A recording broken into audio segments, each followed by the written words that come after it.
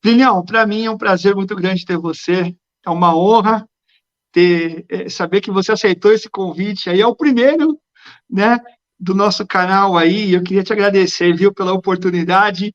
Não poderia deixar de que você fosse o primeiro, tá, Plinião? Que isso fique bem claro. Rapaz do céu. Eu não sei se eu fico lisonjeado ou se eu fico assustado. Esse é o primeiro. Mas brincadeiras à parte, assim, muito obrigado pelo convite. Eu estou extremamente honrado de estar aqui para esse projeto que está nascendo e que a gente espera que ele dê muitos bons frutos. Mas o que a gente espera demais do fundo do coração é agregar valor para quem está assistindo, conseguir levar alguma coisa para aquelas pessoas que estão assistindo isso, falar assim, cara, eu aprendi alguma coisinha hoje, ou eu estou pensando diferente um pouquinho hoje. Mas tem que ser provocador, né? É o que nós sabemos fazer bem, viu, Plínio? Provocador. Eu acho que as pessoas têm que botar a cabecinha para pensar. Ser provocador não é ser chato. É só falar, você já tentou pensar por esse outro ângulo, né? Isso aí. Ô, Plínio, me conta um pouquinho aí, trajetória de mercado. Hoje você está como gerente de marketing da Techfil, e é uma coisa interessante, eu estava pesquisando um pouquinho sobre você aí. Cara, ser engenheiro e está na área de marketing, meu. É, é uma proeza, né? Conta um pouquinho dessa sua trajetória aí. Eu brinco que eu caminhei pro lado negro da força, aí o pessoal dá risada comigo, mas eu falo o seguinte, né? São pelo menos aí 25 anos de mercado automotivo, significa que eu tô ficando velho. Então é isso, mas assim, passando por diferentes empresas. Já passei pela Dina, limpadores de para-brisa, passei pela Gates, passei por The Warranty Group, especializado em ramo de concessionárias, passei aí por Friedenberg Corteco e agora estou na Techfil como gerente de marketing e desenvolvimento de novos produtos. Mas eu lá, menininho, sempre fui apaixonado por veículo. Tá no sangue. Então, assim, antes de ter idade para dirigir, eu já deixava a minha mãe louca com as peças de carro desmontadas no quintal e tudo sujo. Então minha mãe já queria me pegar porque as bacias de querosene com peça de fusca dentro. Essas coisas assim, né? Ai, meu Eu Deus. fiz técnico em mecânica, eu sou, né, aluno de ET, fiz Senai, né, especialização em Senai. Depois, então fui fazer faculdade de engenharia mecânica porque eu gostava de veículo.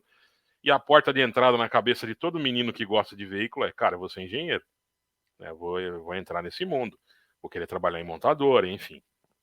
E eu comecei a estagiar em algumas empresas, e aí eu fui, no período que passei estagiário na Dina, depois entrei como estagiário, meio que trainee na Gates, e eu caí na engenharia de aplicação de produto.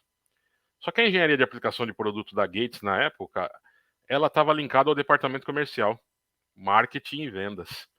E aí eu era o cara que dava subsídio técnico para a estrutura de marketing para o pessoal de vendas, em como montar, né, a argumentação para ajudar a vender, como tirar a dúvida do pessoal. E aí eu fui evoluindo dentro da empresa, aí eu peguei assistência técnica também, aí eu fazia treinamento. Mas cada vez eu fui me relacionando mais com a área comercial e fui gostando desse negócio. E aí, aí eu fui estudar, fazer uma pós-graduação, eu falei, como eu interajo com muitas áreas dentro da empresa, preciso aprender como essas diferentes áreas da empresa pensam. E aí eu fiz uma primeira pós em administração industrial. Então eu fui aprender todos os setores da indústria, né? Como é que esse negócio meio que funciona.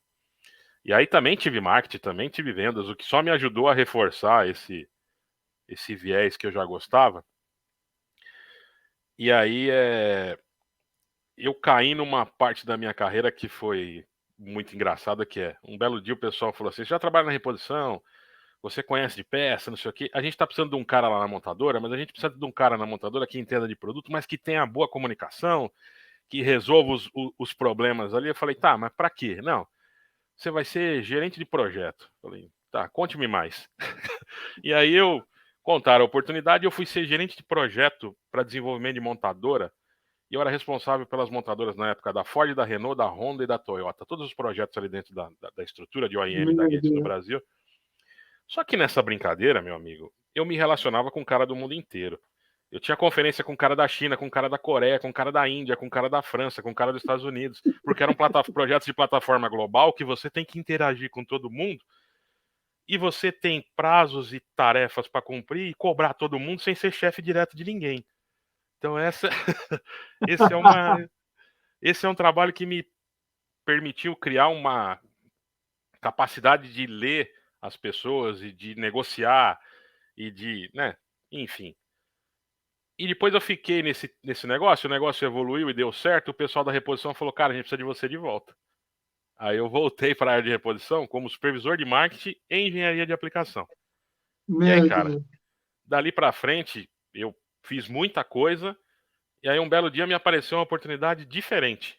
O pessoal que mexia com o ramo de seguradora, de desenvolvimento de processo de venda em concessionária, entrou em contato comigo. Aí eu pensei, cara, eu já conheço um pouco de reposição, eu já conheço um pouco de OEM, eu não conheço como vende o carro na ponta, eu não conheço operação de concessionária. Aí eu falei, meu, bora. Aí eu caí para dentro dessa empresa, que era uma empresa americana, que se chamava The Warranty Group, e aí eu fui ser Legal. gerente de desenvolvimento de negócio. Cara, eu viajei esse país inteiro, até para fora do país, conhecendo muitas e muitas concessionárias. Eu conheci aí, vou dizer para você, para mais de 300 de concessionárias de operação, mas entrar na operação mesmo. De quando o cara Bacana. compra o carro até o cara vender o carro, por toda a estrutura, passando por pós-venda. E a gente fazia remapeamento de fluxo de vendas dentro de concessionária, para o cara conseguir gerar mais valor. E aí eu aprendi a operação de concessionária, depois voltei para reposição. O bichinho mordeu, a gente volta. De Aí novo. fui para Corteco, marketing, peguei uma parte de vendas depois, e aí depois vim para Techfil, que também tinha uma oportunidade muito boa, onde eu entrei numa cadeira que também me foi muito interessante, que era, eu sou marketing, eu sou desenvolvimento de produto, eu sou inteligência de mercado e faço a parte de estratégia também. Então, assim, eu peguei uma cadeira bastante ampla.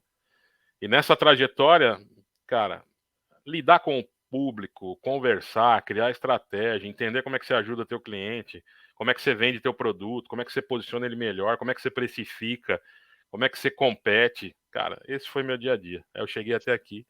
E aí essa é a história do engenheiro que virou o marqueteiro. Por isso que te dá credencial para eu fazer as perguntas mais difíceis, entendeu? Por isso que toda vez que dos nossos bate-papos, dos nossos eventos, eu sempre falo assim, eu vou jogar aquela bola na posição certa, porque tem um cara lá que é o atacante, que ele não tem medo da bola pingar na frente, né? Então, filhão, por isso que... Bora lá, velho. Você conhece aquela frase, tudo que você disser pode ser usado contra você? Eu não tenho mais medo dela, cara. Então... Isso daí já foi passado, né, filhão? Já foi passado. Filhão, então, até muito legal você ter compartilhado esse teu currículo, essa sua história, né? Desde a engenharia chegando no marketing, porque existem algumas perguntas que sempre me fazem aqui, e eu sempre bato na tecla, né? Gente, não é bem assim. E uma delas, filho, é a questão assim, quem determina a peça, tá?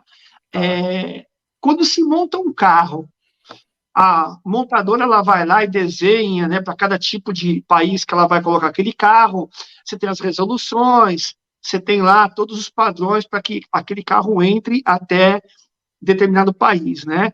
Então, se eu não me engano, aqui nós temos nós temos a CETESB, né, que verifica as emissões, nós temos a questão de segurança, os crash test da vida, uma série de coisas, tal, né?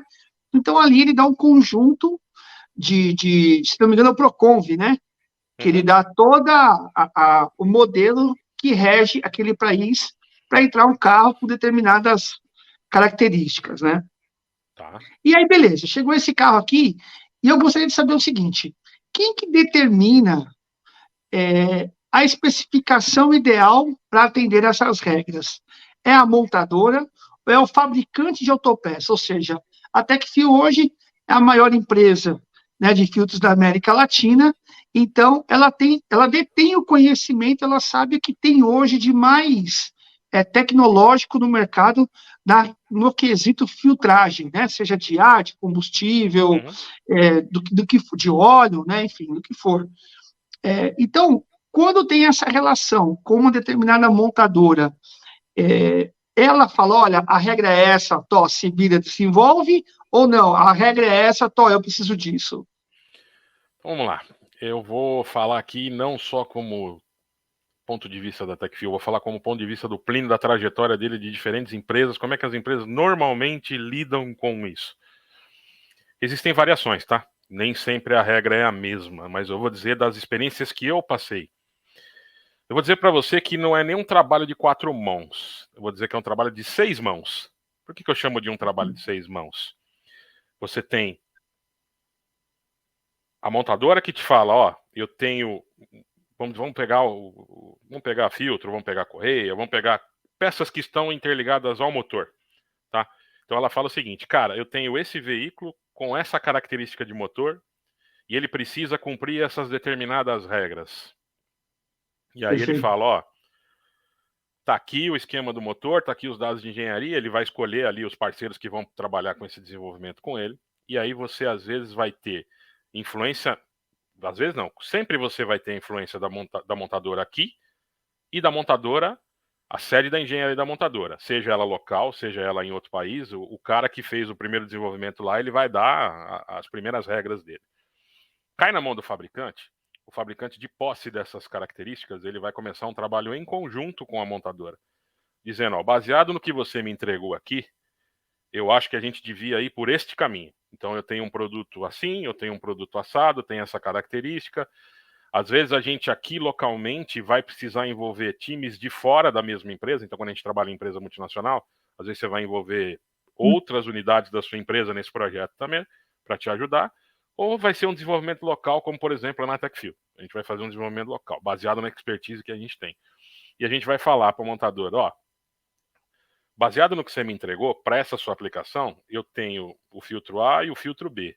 O filtro A se comporta desta maneira, o filtro B se comporta dessa maneira, às vezes você vai entregar um filtro C, e aí a gente vai começar a trocar informações entre engenharias e vai começar a fase de eu preciso mais do A do que do B, ou eu preciso mais do C do que do B, até chegar no momento onde a gente constrói os primeiros protótipos e fala assim, ótimo, a gente alinhou aí o que a gente espera de entrega desse componente para o motor. Agora vamos testar?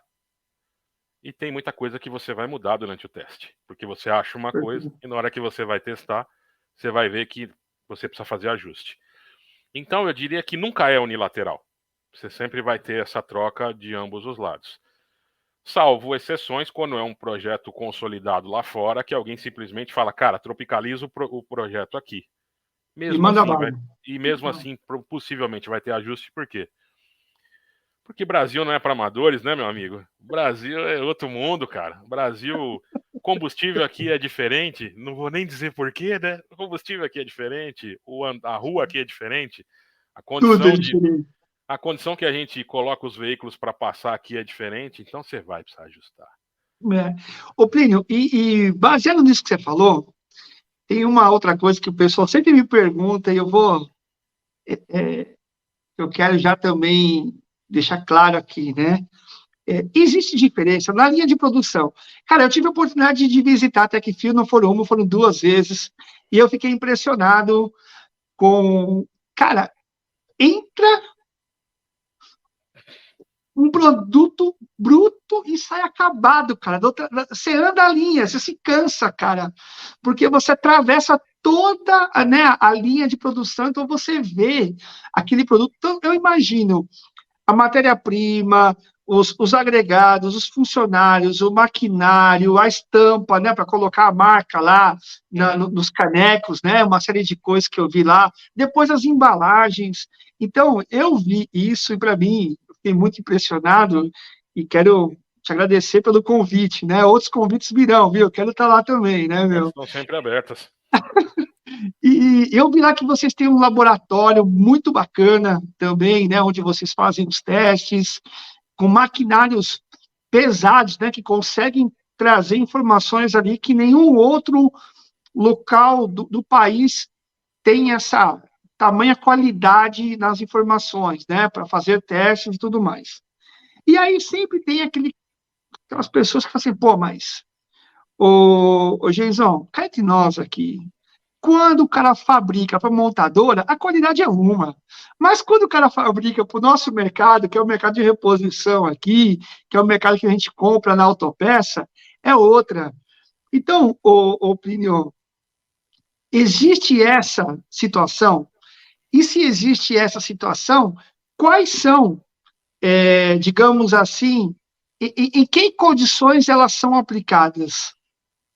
Tá certo, vamos lá. O que eu posso dizer para você é o seguinte: existem, de novo, não é muretano, não. O pessoal vai falar, você está em cima do muro, porque ficar em cima do muro não é minha cara.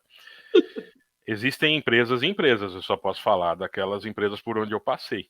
Né? Não conheço todas as empresas para dar essa resposta. Das Sim, empresas sim. onde eu passei, e no que se refere principalmente a empresas de alto volume, vamos pegar a Techfil, tem um volume absurdo de produção. Para a gente, é praticamente impossível distinguir níveis de qualidade dentro da linha, senão eu quebro minha linha. Se eu tiver que Plínio, fazer. só para o pessoal saber esse nível de produção, quantos filtros a Techfil fabrica mês? Só para dar uma... Cara, a Techfil hoje tem capacidade, do jeito que ela tá, para fazer 10 milhões de filtros mês. A gente tá aí... Mês. Meu Deus do céu. Então, enquanto eu falo com você, a gente está fazendo entre 300 e 350 filtros minuto. Tá saindo da linha da Techfil. Então, é muito alta a taxa de produção. Então, você imagina o seguinte, se eu tiver que fazer 2 produtos exatamente para a mesma aplicação e falar assim, não, esse aqui eu vou mandar na caixa azul porque vai para o fabricante lá que monta o carro. Esse aqui eu vou mandar na caixa amarela porque vai para a reposição. Meu amigo, eu vou quebrar aquela linha de produção. Sim, então, eu imagino. Então, basicamente, no nosso caso, a Techfil mantém o mesmo padrão de qualidade. Então, é o seguinte, cara, tem que atender a norma X, tá setado, é isso que o filtro vai entregar. Então, do filtro que você pegar na linha de montagem da montadora, sendo ele Techfil, para o filtro que você vai comprar no balcão da autopeça, você está levando a mesma peça. Lógico, cada um com a sua cara, cada um com a sua embalagem, cada um com o seu código. Perfeito. Existem empresas que trabalham diferente? Existe, tem cara que vai olhar. E assim, tem coisa que faz sentido, Jason. Porque tem produto que, vamos dar um exemplo, o produto leva uma borracha, leva alguma coisa, e ele tem que resistir a um inverno de menos 40. Cara, para que eu vou usar essa borracha de menos 40 no Brasil? Não faz sentido, você entende? Então eu não posso usar. Aí o cara vai fazer isso. Só que tem a situação inversa, que a galera também às vezes não pensa. Que eu vou dar o exemplo da própria Techfil de novo. Tem produto que foi desenhado originalmente para uma aplicação de um veículo em um determinado ano. Sei lá, seja anos 90, seja ano 2000, seja, não importa. E aquele é o padrão da montadora. Só que na reposição, a Techfil entende o seguinte, cara, daquela época para hoje, teve melhoria de processo, teve melhoria de tecnologia. Por que não aplicar o produto, neste produto, a mesma tecnologia que eu tenho disponível hoje para as outras linhas? E a gente faz. Então tem produto Techfil hoje para veículo de média para longa idade, né, que eu falo, que o produto da caixa de reposição é melhor do que o que o cara vai comprar inicialmente. Entendi. Então ele teve ganho. Então você imagina o seguinte, quando você fala isso, quem é o maluco que vem aqui e fala assim, não, tem produto que no aftermarket meu é melhor do que o cara comprar no balcão da concessionária. E tem. E tem Entendi. porque as coisas evoluem. Sim. Sim, entendi. A qualidade do material, a qualidade de uma série de coisas. O jeito de fazer, né, cara? O jeito de fazer. Lógico, entendi. A parte de engenharia, dos encaixes, ele vai cumprir tudo exatamente como ele foi desenhado. Mas ali dentro, eu consigo, naquele miolinho dele, trabalhar alguma coisa para ele ter performance melhor. Bacana. Ô, Plínio, e tem uma coisa que sempre o pessoal coloca assim para mim, né? A diferença entre genuíno e original. Não, é peça genuína, não, é peça original. E aí os caras ficam, não, mas aqui é genuína, não, mas aqui é original. E eu falo, gente, vamos ver o que é especificado, né? Basicamente, né? Se é genuíno ou original, ao meu ver, ele tem um porquê de ser isso, né? Pela tua história aí, o genuíno e o original, um é melhor do que o outro, ou se você puder até falar para mim, assim, Jason, genuíno significa isso, original significa aquilo, até para o pessoal que está nos ouvindo aí não ter dúvidas também, né? Porque toda vez eu tenho um bate-papo, não, mas... E até na hora do mecânico ofertar isso, né? Olha, estou trazendo uma peça que é genuína da montadora, né? Então, de que maneira que eles podem abordar isso de uma maneira muito mais leve e de uma maneira mais assim tranquila, né? Porque para que não fique dúvida, né? Meu amigo, esses termos, eles entraram no mercado e causam uma bagunça danada. A galera fica ensandecida com isso. E tem confusão, sabe? Às vezes as pessoas misturam e assim, se você procurar, efetivamente, ninguém nunca chega e crava isso é isso, aquilo é aquilo. Às vezes eles trocam o significado. Mas basicamente, vou te falar do jeito que eu entendo. Como é que eu entendo? A peça genuína é a peça que foi desenhada para cumprir as condições de linha de montagem e que ela é vendida e comercializada pela montadora dentro da caixa com codificação da montadora. Ponto. Fornecida por alguém, tá? Porque a montadora não faz aquela peça. Foi fornecida por alguém. A peça original é feita por esse mesmo alguém que fez a genuína, atendendo as mesmas condições de montadora, atendendo todas as mesmas regras, sendo muitas vezes revendida, às vezes até no balcão da loja da concessionária ou de alguma outra loja, só que com codificação do fabricante, não codificação da montadora.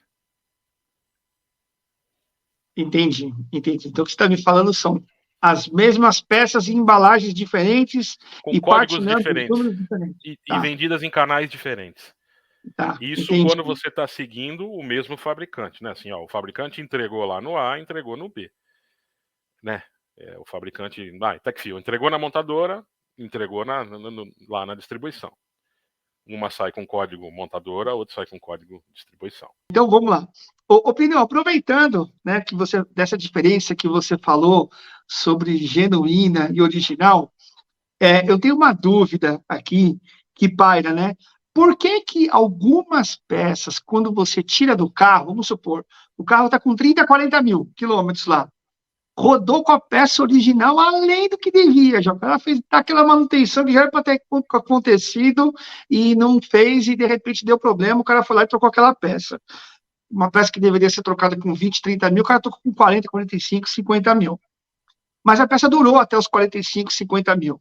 E quando você coloca uma peça nova no carro, uma das coisas que o pessoal defende a tese de que a linha de produção é diferente, aquela coisa toda, né? Uhum.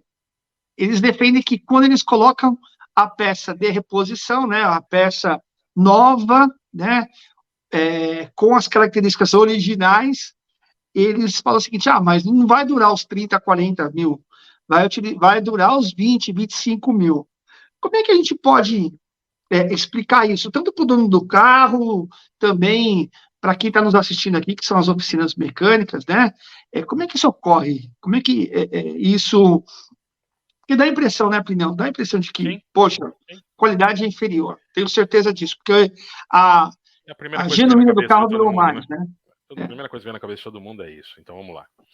Tem algumas coisinhas que a gente tem que pontuar. A primeira, a gente está escolhendo a peça certinha, que eu falo certinha, né? Estamos indo no caminho certo, né? Então tô trocando A por A. Quando eu falo A por A, não é comprar no balcão da concessionária, não. Eu estou escolhendo um fabricante de qualidade que tem o produto desenhado certinho para aquela minha aplicação. Isso é um primeiro ponto. Se a gente cumpriu essa primeira coisa, você já evita muita dor de cabeça. O segundo ponto é, teu carro saiu zero e rodou do 0 aos 40 mil. Aí você vai trocar um componente. E aí você espera que ele vai durar mais 40 mil. Então ele teria que durar dos 40 até os 80 mil do carro. O carro de 40 e o carro de 80 não é o mesmo carro. O carro de 40 e o carro zero não é o mesmo carro. Então teu carro tem um conjunto, a peça participa de um conjunto. O conjunto, como um todo, sofre desgaste. O seu jeito de dirigir, ou das pessoas que dirigem, ou os seus caminhos, você nunca copia e cola exatamente igual às condições que você passa. Então, vai dar variação. Vai dar variação. O que eu posso dizer é que depende dos componentes. Por exemplo, vou dar o exemplo de novo, das empresas que eu passei e eu sei, até bater na Techfil. Cara, a gente geralmente, todas as vezes que tinha um desenvolvimento, o desenvolvimento era feito para superar o target de troca da peça. A peça tinha sobrevida. Então, nessas marcas, a gente nunca passou por isso. Todas as peças aguentavam com folga um intervalo projetado. Mas por quê? Porque ela tinha um coeficiente de segurança, ela tinha sobrevida do que ela foi desenhada. Então, por exemplo, o filtro está desenhado para troca de 10 mil, cara, ele é desenhado para aguentar um pouco mais que 10 mil na condição severa, porque ele tem que prever essa condição severa. Né? Ele tem que prever essa situação. E às vezes ele absorve isso. Agora, um motor de 80 mil, cara, não é um motor de 40 mil, cara. Ainda mais com a condição que a gente tem de combustível, né? E de tudo que acontece aqui no Brasil. Então, o pessoal tem que entender isso. O dono do carro, ele comprando uma peça boa, de uma procedência boa, e tendo uma mão de obra muito boa também, ele não vai ter muita surpresa. Agora, se ele compra uma peça de qualidade duvidosa, de uma origem duvidosa, e também às vezes vai numa mão de obra meio duvidosa, porque nos três ele não procurou saber o que ele está comprando, ele procurou aquele que ele paga mais barato. A somatória dessas três coisas às vezes é um pouquinho indigesta. Então ele vai ter o famoso. O pessoal fala, cara, é horrível usar uns jargões que às vezes a gente usa, mas infelizmente alguns são verdade. Às vezes o barato sai caro. O cara procurou a peça mais barata possível de uma marca que ele nem procurou saber o que é, comprada do lugar mais barato possível, que ele nem procurou saber qual que é a origem do lugar, instalado na mão de obra mais barata possível, que ele também nem procurou saber o que era. E aí ele quer que tudo isso dê certo e o negócio se porte como de ponta. Tá de Olha, ponto. precisa estar com sorte, viu? São muitas variáveis para ele poder realmente fazer com que os planetas se alinhem na mesma direção, com o fornecedor de peças esteja de bom humor, o Sim. aplicador, o reparador, enfim. Tem razão. É uma conta que ninguém coloca nessa equação, né? Todo Não, mundo só é quer achar que a culpa é da da peça peça. A, B ou C, né? O seu Entendeu? carro não é o Opinião. mesmo, a linha de montagem não é a mesma, tudo não é o mesmo, você vai ter variações. Ponto. Né? Bom, é isso aí. Opinião, eu quero aproveitar e fazer duas perguntinhas aí finais aí, né, Uhum. para que eu acho que está pegando bastante aí, né? Cara, futuro da mobilidade automotiva, né? Esse futuro é elétrico, é híbrido, é motor a combustão, é célula de combustível, é hidrogênio. Cara, há uma grande interrogação nisso daí para o mercado, né? Já tem muita gente se preparando, tem outros que estão aí torcendo o nariz, dizendo que agora não é hora. E a visão aí do Plínio, desse cara de mercado aí, pelo histórico que você contou aí, né? E desenvolvimento de produtos novos, né? Como é Uhum. que você enxerga esse futuro aí para o nosso segmento automotivo aqui, né? Do Brasil especificamente? Meu amigo, eu vou dar a opinião do Plínio, tá? Aqui quem tá falando é o Plínio, baseado em tudo que ele viveu e ainda vive, e olha, é tudo isso que você falou e mais um pouco. Não vai ter caminho único. O pessoal tem que entender isso, não tem caminho único. Eletrificação, ela vai acontecer nos países? Ela vai. Mas já tem algumas coisas mudando. Tanto é que a Europa que tinha cravado uma data já jogou essa data para frente. Agora ela abriu uma brecha para que motores a combustão continuem sendo utilizados desde que ele use um combustível que não emita, né, que não seja de matriz fóssil, que não emita Que o a mesma ciclo seja quantidade de. completo, né? Que se feche o ciclo, né? Aquela Isso, historinha, né? isso. Então, assim, motor a combustão ainda vai ter longa vida. Apesar do pessoal falar que não, ele ainda vai ter longa vida. E quando você vem pro lado de cá do hemisfério, mais ainda. Por quê? Cara, o problema não é a energia elétrica. A energia elétrica ela tem um rendimento muito bom no motor. O problema é como ela é gerada. Tem lugares que a energia elétrica, principalmente na Europa, é gerada à base de queima de carvão. Então, na minha cabeça, às vezes não faz muito sentido você queimar carvão para gerar eletricidade, mas tudo bem, né? Deixa esse ponto para lá. Mas o Brasil ele tem uma característica interessante, cara. Que eu até brinco que eu vi uma frase, eu tô tentando lembrar de quem foi que eu vi, eu adorei a frase do cara. Quando o pessoal falou de Brasil, de eletrificação, o pessoal falou assim: você quer importar um problema ou quer exportar uma solução? Importar um problema seria importar uma matriz 100% elétrica para o Brasil. Ponto. Ela não vai funcionar do jeito que a gente está hoje. E exportar uma solução, o que é? Um carro movido a etanol combinado com elétrico. Cara, melhor dos mundos, cara. A gente tem uma puta ferramenta aqui na mão, que é isso. Porque um híbrido, que é o que a gente vai ter aqui, rodando com etanol mais eletricidade, ele vai ter uma longa vida dentro da nossa estrutura aqui, cumprindo as diretrizes que a gente precisa cumprir e mantendo toda a cadeia funcionando, cara. Você vai continuar tendo teu motor a combustão, as empresas vão continuar fazendo peças para aqueles motores, a sua mão de obra vai continuar fazendo e você tem os benefícios do elétrico em conjunto. Então eu acho que tem diversos caras olhando para isso. A Índia está olhando para isso, a China está olhando para isso. Então, assim, cara, não se resume só à eletrificação. Você tem hidrogênio, nitrogênio, você tem aí outros combustíveis que o pessoal tá olhando. Tem muita água para rodar debaixo dessa ponte. E aí eu falo o seguinte, né? O Brasil, ele é um player, ele é uma frota super importante no mundo, porque a gente tem uma frota grande, né, dentro das estruturas. E como a gente vai ter uma adoção tardia de eletrificação total, se é que ela vai acontecer algum dia, cara, a gente vai ter dois efeitos que eu enxergo. Isso sou eu enxergando. O primeiro é,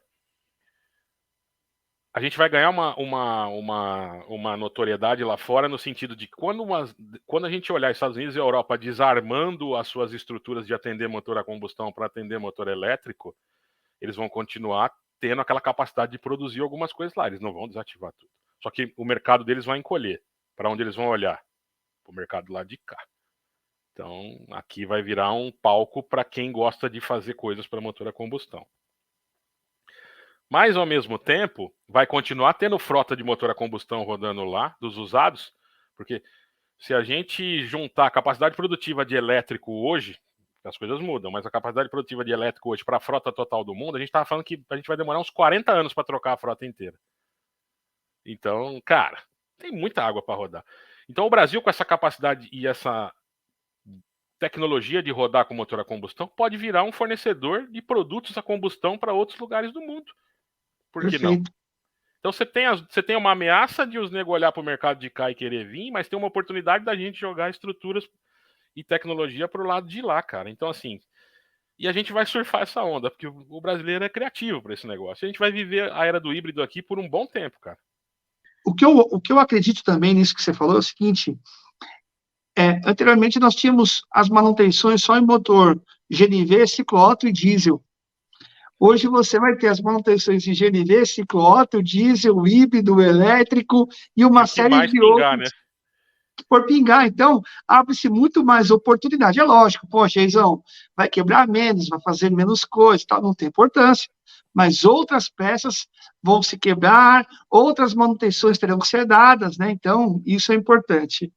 E, meu amigo, tem uma pergunta final aqui que. Você guardou ela, né? Não, não, não, não, não, não. Não é sacanagem, não. Essa é muito fácil. Perto do que você já respondeu, essa é a mais tranquila. Se você tivesse que dar uma, vamos dizer uma dica, né? Mas eu vou dizer assim, né? As considerações para o dono de oficina mecânica que está nos assistindo aí, o que ele precisa manter, o que ele precisa deixar e o que ele precisa otimizar, Plinão. Rapaz É do fácil, hein, céu. meu? Essa foi tranquila. Nem doeu. Nem doeu. Nem doeu. Vamos lá. Por mais que, né, eu sempre falo que por mais que tecnologia avance, a gente tem hoje uma facilidade, uma infinidade de recursos que a gente não tinha anteriormente. O uso da inteligência artificial está massificando em todos os segmentos. Ele vai bater na gente aqui também. Já bateu, né? Tem coisas já acontecendo. Mas eu brinco que no fim do dia, as coisas acontecem entre pessoas. Então, cara, se perguntar para 10 pessoas hoje, você gostaria de ser operado por um cirurgião humano ou por um cirurgião robô que tem a maior tecnologia do mundo? Ah, meu amigo, vai contar nos dedinhos quem vai falar que vai no robô, cara. O pessoal não vai ter muita coragem, não, cara. Ainda não. Mas brincadeiras à parte, assim. Relacionamento é super importante. Então, o dono de oficina ele tem que manter esse relacionamento muito bom com os seus clientes, mas no sentido de confiança mesmo, de prestador de serviço e de soluções, e de ser o porto seguro do cliente, que o cara leva o carro dele lá e encosta na oficina e ele sabe que a oficina do Jason vai olhar para o carro e vai falar: cara, você me relatou um problema, de tudo isso que você falou, esquece 80%, nós vamos precisar trocar metade das coisas que você acha que você vai ter que trocar. Você vai ter que trocar só isso aqui. e eu vou resolver teu problema, tá aqui teu carro limpo, lavado, entregue na porta da tua casa. Vai falar, porra, meu, é isso que eu quero pra minha vida. Pra eu trocar de mecânico, vai ter que ser um cara muito bom, cara, né? Então, manter o relacionamento entre pessoas. Isso. Boa. Deixar essa... Eu falo que deixar sempre foi feito assim, então eu continuo fazendo assim. Não existem certezas. As certezas têm que morrer. Por quê? Boa. Você precisa aprender todos os dias. O mecânico tem que se reinventar. Cara, antes de tudo, ele não é um mecânico dono da oficina, ele é um empreendedor. E empreendedor no Brasil, cara, é profissão perigo. O cara tem que se reinventar todo dia. E no nosso segmento, se atualizar, criar boa rede de contatos, buscar informação, se atualizar. Então ele precisa ser um cara extremamente antenado o tempo inteiro. Então ele tem que deixar as certezas, deixar o comodismo e ser um cara curioso. Bacana. Espírito de criança que eu brinco, né? Que está disposto a aprender tudo com um sorriso, né? É isso que vai manter ele vivo e diferente no negócio. E otimizar tarefas. O que eu chamo de otimizar tarefa? Cara, ele tem que olhar o que é o cerne, o core, ou o núcleo do serviço dele. O que é importante? Ele não precisa fazer tudo. Ele não tem que ser o cara que faz o pedido da peça, instala a peça, compara o preço da peça, estoca a peça, repõe a peça. Cara, ele não tem tempo para tudo isso. Qual é a atividade dele?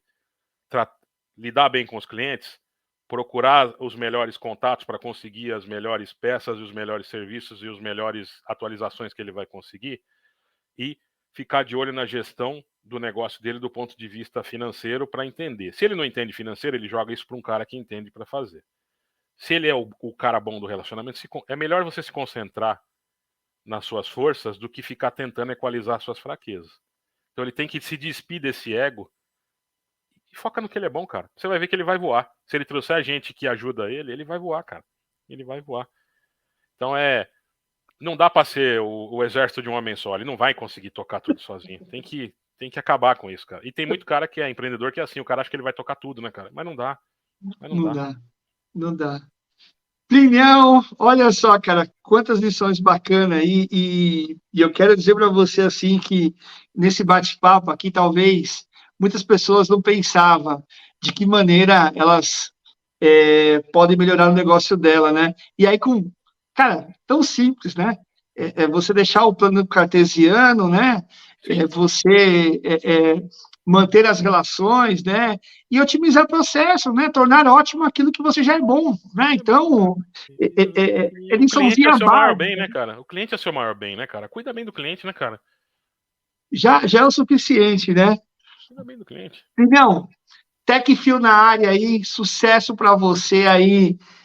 Tem novidade aí? Pode nem um spoilerzinho, nada? Não tem nada. Sempre tem, né, cara? Pra quem tava lá na Automec, o pessoal já sabe, mas eu vou reforçar para todo mundo. Cara, não é todo dia que isso acontece, mas aconteceu. Cara, uma empresa brasileira que em conjunto com um parceiro nosso desenvolve uma tecnologia que vai ser utilizada no mundo inteiro, nascida no Brasil. Então a TechFio junto com a Alstron, que é a fornecedora nossa de mídia filtrante num termo mais simples é o papel que a gente usa nos filtros, certo. Criou um papel novo para uma aplicação de filtro nova que a gente fez, que é o seguinte, cara, o processo de fabricação desse filtro emite 20% menos CO2 para a atmosfera e teu veículo ganha 15% de eficiência de filtragem no mínimo. Então, cara, é o melhor dos dois mundos, cara, que é ganho de performance com agredir menos o nosso planeta que a gente está precisando. Então, é a linha de filtros TechFio Ecoligna. Cara, por enquanto, só a TechFio tem, por um período, e isso vai ser utilizado no mundo inteiro. Cara, só para você ter uma ideia, a gente fez esse lançamento durante a Automec e a gente disparou esse é um release, né, o artigo, através das mídias que a gente conhece, com algumas ferramentas de expansão para diversos países, principalmente Europa e Estados Unidos. Mais de 600 matérias em diferentes lugares do planeta foram publicadas sobre o lançamento desse filtro. Você tá brincando, cara. Você tá brincando, Fidel. E brasileiro, velho. Desenvolvido entre a TechFio aqui no Brasil, A Alstom, apesar de ser uma empresa multinacional, a planta dela em Louveira, interior de São Paulo, que criou esse negócio junto com a gente. Então, É é isso os aí. brasileiros fazendo maluquice pelo mundo, cara. Esse é o nosso papel, Plinão, trazer essa informação aí para o mercado, tirar todas essas dúvidas que nós temos aí, e eu tenho certeza que a tua participação foi fundamental para isso. Alguns dos pontos aqui que nós comentamos, muita gente se esquivaria, né, sobre linha de produção, sobre peça genuína e peça original, sobre também outros pontos aí relativos ao nosso mercado. Plínio, que honra ter você aí. Para mim é um privilégio, né? Como eu falei anteriormente, aí foi um privilégio muito grande de você ter aceitado esse convite e tenho certeza aí que esses e muitos mais vídeos estarão no nosso canal. E, cara, aqui foi só um ensaio para coisas melhores que virão, viu, Plínio? Então, vou contar com você aí, com a TechFio junto aí, para nós podermos alçar voos maiores aí, viu, meu amigo? Muito bom, eu que agradeço, sim, mais uma vez me sinto honrado pelo convite. É muito bom estar no nascimento de uma coisa que a gente sabe que vai ser sucesso. Então, cara, o mercado todo sabe da sua qualidade, do quanto você é bem relacionado e o quanto você tem um interesse genuíno em ajudar. Essa é a parte mais importante do teu trabalho, o quanto você tem um interesse genuíno em ajudar. Então, a galera que vai ver isso aqui, sabe que aqui não tem meias-verdades, não tem picaretagem, cara. Aqui o negócio é para falar como as coisas são, para você entender e tomar melhores decisões. Esse é o intuito desse programa. E eu Isso aí. espero, cara, ter oportunidade de voltar mais vezes. Sempre que tiver aqueles assuntos meio ásperos, aquelas bolas divididas, pode me chamar que a gente tá na área, cara. E para quem não sabe, o Plínio, além de ser meu amigo, né, além de estar na TechFio aí, é o cara que me ajuda com algumas ideias malucas aí, né? Então, nos bastidores aqui, pessoal, alguma das coisas que eu vou fazer aí neste canal, eu fui presenteado pelo Plínio, né? Ele falou assim, então, Jason, faz isso daqui, que isso daqui vai dar bom, né? Então, tem coisa que vai ter a assinatura do Plínio aí, viu? Ele começa a dar ideia para quem é maluco, né? Então, a gente gosta dessas ideias aí. E, Plinião, sem palavras, né? Todo o apoio que você tem me dado aí, não só você, quanto a TechFio também, para mim é um motivo de muito orgulho e agradecer pelas palavras que você disse aí, né? Ter a confiança não é algo da noite para o dia, né?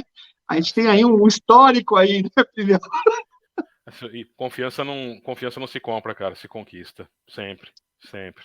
É isso aí, E é isso aí aí. as ideias malucas, o pessoal brinca comigo que todo mundo fala assim, tem que pensar fora da caixa. O pessoal fala que eu joguei a caixa fora e pus fogo nela, né? Então eu penso diferente às vezes, mas a gente tem que tentar, né? A gente tem que É tentar. isso aí.